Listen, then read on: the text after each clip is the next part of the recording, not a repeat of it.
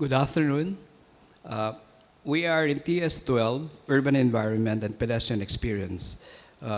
Together with the speakers, we thought the titles should have been better public realm, urban environment and the public realm. My name is Felino June Palafox Jr. of Palafox Associates from the Philippines. And with me to co-chair this session is Mr. Takahito Takahashi, Manager, Takenaka Corporation, Building Design Department from Japan. And our first speaker is Mr. Kaizer Rangwala, Chairman, Form-Based Codes Institute, Principal in the USA, Rangwala Associates. And he is the Chairman of the Form-Based Codes Institute in the USA. Kaizer Rangwala is Chairman and faculty member at the Form-Based Codes Institute. Kaizer's training and experience as an architect, city planner, economic developer, coupled with his international interest, brings forth a broad and distinctive perspective to creating memorable spaces. He has over 20 years of public sector experience. He has lectured extensively on smart growth and regulatory reform at planning conferences and planning schools at the Form-Based Codes Institute. He holds a master's degree in architecture from New Jersey Institute of Technology, a master's in city and regional planning from Rutgers University, and a certificate in economic development from the Economic Development Institute. Kaizer is founding principal of Rangwala Associates, a town planning firm that practices the principles of smart growth and walkable urbanism. Let's put our hands together to welcome Mr. Kaizer Rangwala.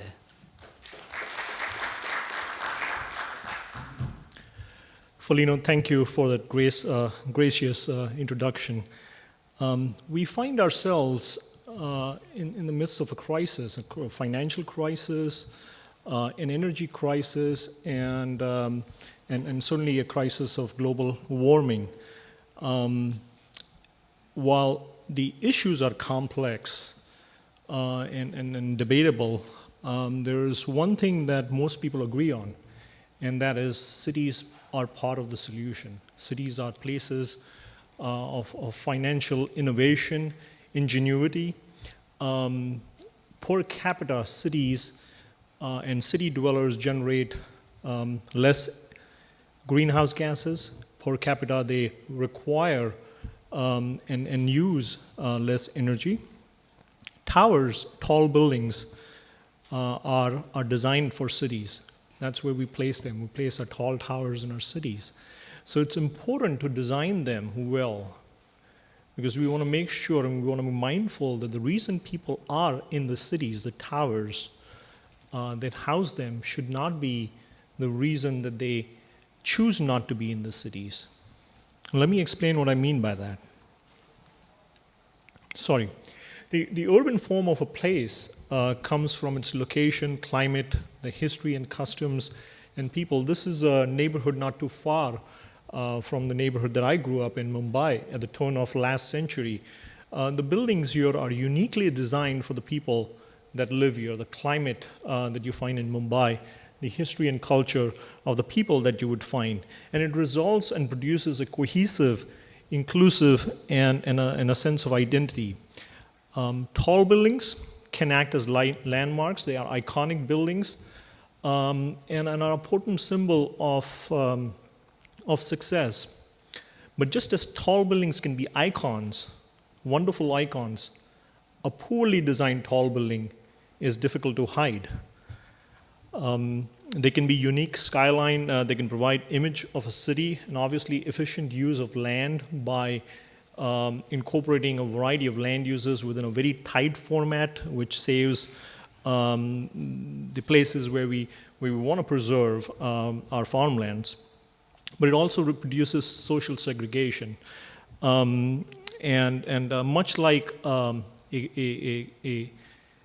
gated community, a corridor with an elevator could function in a very similar way if it is gated at the street level. The most visible damage that tall buildings can cause to urban life is damage at the street life. Studies have shown that tall buildings use about a third more energy and resources and are less efficient in terms of floor plates when compared to the mid-rise buildings, the 4 or 5 story buildings that we see in most of our cities. So it's going to be interesting to see how we keep our lights on as we get down from the energy curve that we've been all riding and the capital curve as we get into a phase where energy and capital are scarce. Now, regulations, we've always had regulations affect the building form in 19th century London, as well as in 1916 in New York City, where you had setback and height requirements, essentially carving out the shape of the building. And the concern in both of these places was light and air, and to prevent canyonization from a street perspective, from a public realm, from a pedestrian perspective. We're all familiar with Corbusier's contemporary city, which proposed to replace the traditional fabric that you see in downtown Manhattan or in Paris. And while none of this was built, it had a very eerie resemblance when you compare some of the Le Corbusier's drawing to the development that you see in Dubai. Tall buildings, I think, can contribute at 2 levels. The first one is as an iconic tower. It is a very private and a very personal response by the architect or the designer of the building, working with the owner. And the extent that you have majority of the people, or vast majority of the people designing individual iconic towers, you have diversity in design. But I think, and then all of that is good, but I think it can also function at the ground level, the figure ground level, the ground being where the tower meets the city, and where most of the public, not just those people that reside in the building or work in the building, but most of the public interact with that building. That's where buildings with their setbacks and their height requirements can also promote harmony. Now, we replaced or added on to these height and setback standards in the 50s and 60s all around the world. It started in the United States, but has been copied all over the world. Floor area ratios, or as people in India refer to it as floor space index, but essentially is a ratio, a multiplier that gives you the form of the building. And the form is very unpredictable.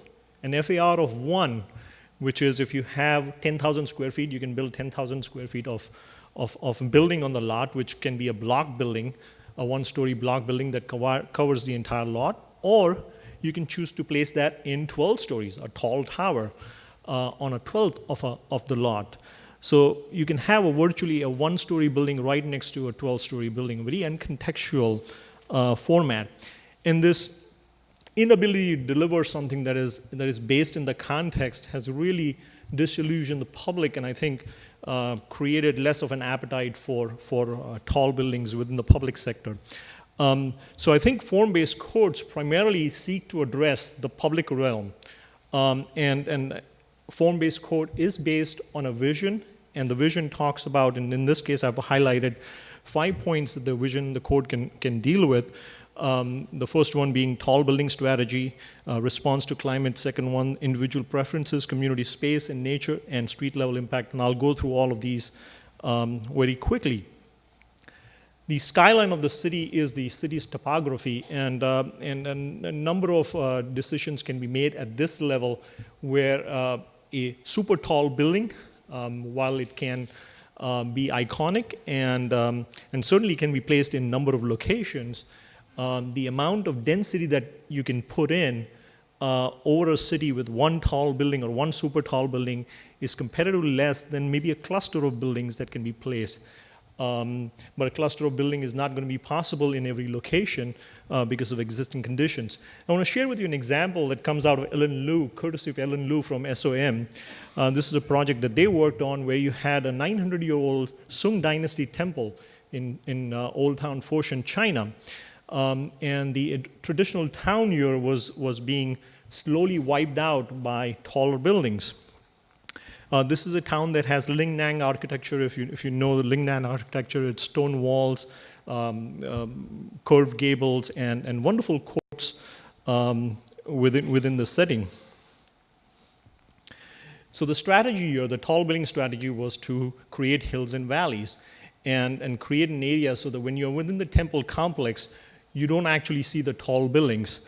So you have view corridors. Now you compare that to the image to the right, where a new building was built right overlooking Kaaba Sharif, which is the holiest place in the faith of Islam, and it's really representative of the Las Vegas style of architecture.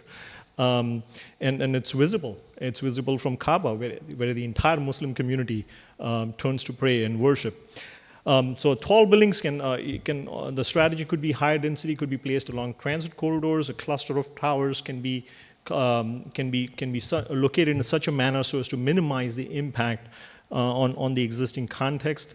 The hills and valleys concept here protects the old town and allows views from the old town to the taller buildings and the other way around. But tall buildings can also respond to climate. And here's a project by Woha Architects out of Singapore that took inspiration from very traditional housing. This is Dayak Longhouse in Borneo, which has along its soffit openings. So when it rains, and it rains a lot in this place, you still have the ability to get fresh air. Now this concept, this window detailing was adopted in this melamine raised tall building, where even when it rains, you can open the window, the soffit of the window, and allow fresh air to come in. Most of the time, people buy apartments as off-the-shelf products, and you don't buy that many houses in your lifetime. It's a lifetime investment, yet you can't really, in a tall building configuration, do anything with the skin. It's not left up to customization. By the way, in Mumbai, where most of the tall buildings are now being built, about 90% of the tall buildings have different facades than the ones that was anticipated by the architects or designed by the architects, because people customize their spaces. This wall here that you see, which has windows, are highly customizable. You can open the window at the bottom and sit down on the ground floor and view the street life, the window at the middle, and also get fresh air. The window at the middle allows for shade and privacy, and the window at the top allows for the hot air to escape. This is technology that was available to us about 100 years back, and again it is incorporated by Woha in the tall building format, where all of bay windows, the planters and the shades are all completely customizable. It's an architecture that changes on a daily basis based on people's customs and preferences. Community space and nature, and incorporating that not just within the street life and what you see at the ground level, but also at the tall building, at the higher levels, provides visual cues to the scale, and also addresses the social segregation that people feel. I mean, imagine having a conversation with somebody in a double-loaded corridor versus having a conversation in a space like this. The street level impact, most traditional buildings are designed as a street block. This is classic Chicago image with which has buildings occupying and creating a street wall with ground level activity. Most of the buildings now that we see constructed are a bundle of towers placed in plazas and often parking lots. The space at the bottom of the plaza is dark and it's not very inviting. And I think it's not this or that, but it could be both. It could be perhaps a base with street level activity, and then towers that allow for a lot of creative energy from the architects. So the form-based code again deals with the public rail, the space between the buildings, which is defined by the streets, the sidewalks, and the open space. It fosters a predictable built result and high-quality public realm by using physical form, not zoning parameters like FAR, the floor area ratio that I talked about, or land uses, or separation of land uses as the organizing principle for the code. At the heart of a form-based code is a regulatory plan. The regulatory plan talks about different zones, as you see in a zoning map, but the difference here, it talks about intensity and character, not just land uses. For each of these zones, you have a selection of building types. These are building types that you find within the community, so it could be different for Seoul, and it could be different choice of building types when you're designing in New York City. For the tower building type, the type of features that a form-based code addresses are lot sizes, because we want to be careful about the width of the building. There's a maximum lot size that essentially promotes a variety of intersections, many intersections, which affects walkability, the scale and massing of the base. And again, what we're talking about is primarily the base and controlling the base, because that's where it meets the street, and we want to make sure that that's something that promotes walkability and pedestrian access and having activity at the street level. Parking access, providing parking and service access either through the side street or through the alleys and open spaces. This is not just the public open space, which is, by the way, called out in the regulatory plan that I shared with you, but also private open space. If you're living in a tall building or working in a tall building, having those private open spaces, whether the balconies or terraces or roof gardens, are all important. Important point in the form-based code that addresses frontages, and it's primarily because we want to avoid mistakes like this, where you have dead walls that again perpetuate the social segregation, or sentries or guard gates. So the frontage types, and again, these buildings are 2 or 3 story buildings, and obviously we're talking about just the base, not the tower element, but a variety of frontages could be provided. That could be, if you're residential, it could be stoops, it could be storefronts, it could be forecourts, gallery, or arcades. Streets are the formative element of urbanism, in this case, in this California city that is slated to get a high-speed rail station. The planning work and the coding work that was done here was primarily looking at streets and making them contextual, making a network of streets and making streets that are contextual, not one size fits all. So some of the streets where pedestrian activity was highest were narrowed down. Some of the one-way streets were converted into 2 ways, and the network of street that was interpreted or clipped has been reconnected. Most of the streets in this plan have been designed not just for mobility, not just for moving cars, but also moving people and sustaining a very high quality of life. Here's an example of what that ClipGrid is. This is 1960s development, clipping the grid and separating the traffic on 2 planes. And when you reconnect that, you create a completely different experience. A variety of open spaces are called out and required, public open spaces as well as private. It could be a small Paley Park type plaza that was discussed in one of the earlier sessions, or something more recognizable like Rockefeller Plaza or Bryant Park, or access to regional trails within the area. Miami is the first city that has adopted a form-based code and replaced the entire zoning code with a form-based code. There are a number of other cities that are following suit. Denver just adopted theirs, and Indianapolis and Buffalo are working on their form-based code. We've been asked to provide expertise in places like India and other cities around the world that are looking at this. In Miami, the concern of limiting creative freedom came up, and they engaged 3 different architects to design 3 different buildings and test the code. And the results were surprising. None of it limited creativity, because we are really talking about the base and the experience at the public level. It in fact allowed for more users and more activity, but required certain basic parameters at the public realm. This building at the right was designed within the form-based code. It's a KPF building that just got built in Miami. And I'll leave you with a final example. This is Almalik Road in Saudi Arabia. It's 13 kilometers, connects the royal palaces to the city's airport. So it's a ceremonial route, but if you look at it in its present condition, it's just a wide road with a variety of setbacks and a variety of land uses, commercial, industrial, and residential. Not something that can sustain high pedestrian walkability. So the plan in the code calls for narrowing the lanes, narrowing certainly the service roads, and providing on-street parking, adding landscaping, and sending out an invitation where the private sector can then follow and build something that is tall and that provides that urban experience. The buildings here are essentially liner buildings. You have a parking garage, parking deck that has lined up with office or retail uses, but the ground level is controlled with activity so that you have frontages that are appropriate for the street, and then the tower element rises above the base.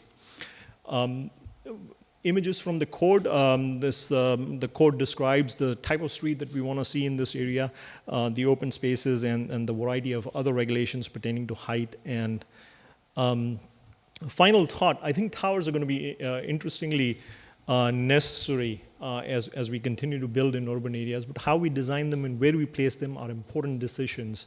And I think form-based codes offer a regulatory tool that allows both the private sector and the private self-expressionist creativity to be expressed at the tower level, but at the ground level as an icon, but at the ground level also sustain a high quality of life, so that the towers are lasting features and are reasons for people to come to cities for now and forever. Thank you.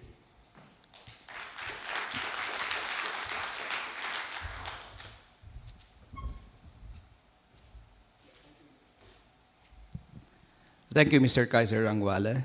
For the next speaker,